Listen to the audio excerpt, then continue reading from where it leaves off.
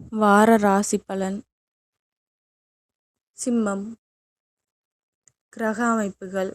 ராசிஸ்தானத்தில் கேதுவும் களத்திரஸ்தானத்தில் செவ்வாயும் புதனும் ராகுவும் அஷ்டமஸ்தானத்தில் சூரியனும் சனியும் சுக்கிரனும் தொழில்ஸ்தானத்தில் சந்திரனும் லாபஸ்தானத்தில் குருவும் இருக்கின்றார்கள்.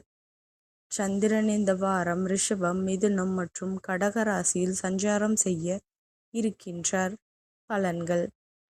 தந்தை வழி உறவுகள் மூலம் ஆதரவான சூழ்நிலைகள் ஏற்படும்.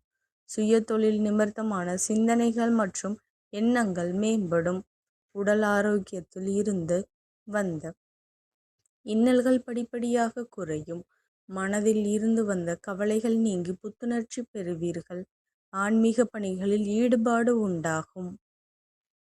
சமூகம் தொடர்பான பணியில் இருப்பவர்களுக்கு பல தரப்பட்ட மக்களின் ஆதரவுகள் கிடைக்கும்.